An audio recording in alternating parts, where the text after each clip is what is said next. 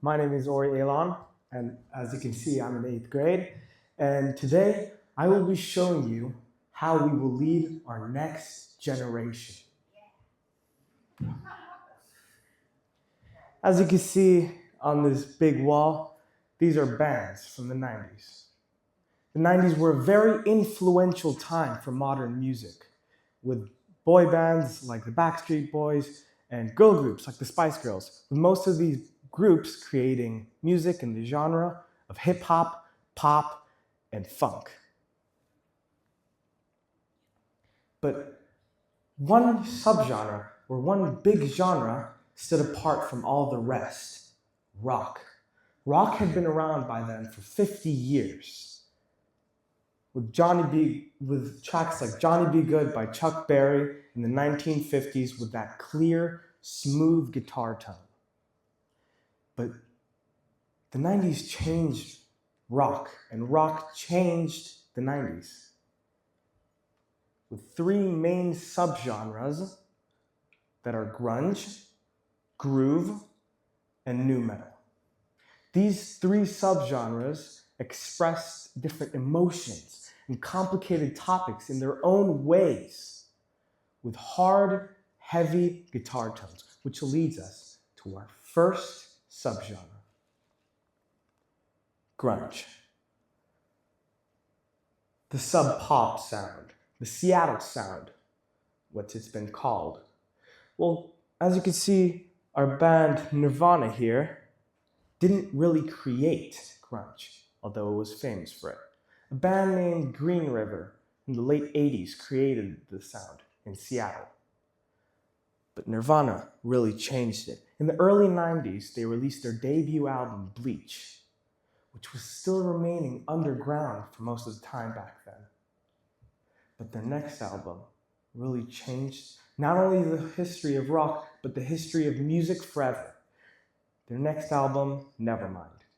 It was an outrage. It was loud. They replaced clean guitar tones like Chuck Berry's and Johnny B. Good's with light distortion and very loud drums.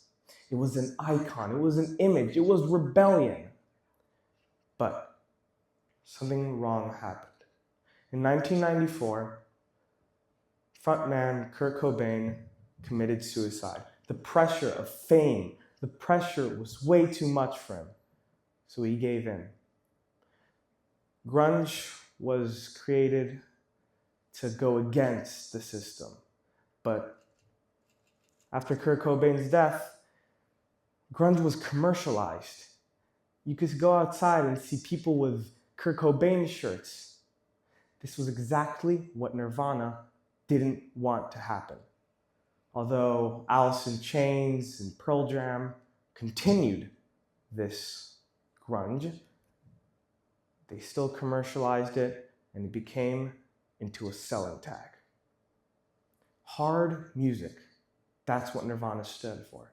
And that brings me to our next subgenre: nu metal.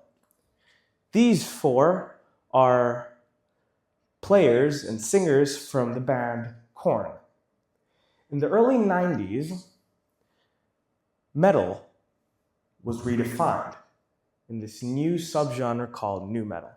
While it has the name metal in it, people are still debating if it's really metal or not.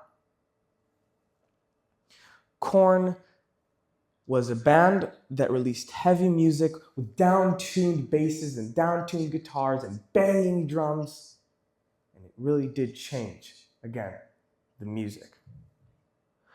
Eventually, it started to die out in the early 2000s, with other bands like Limp Bizkit and Slipknot continuing the tradition with these hot, loud and heavy banging drums, which leads me to my next subgenre: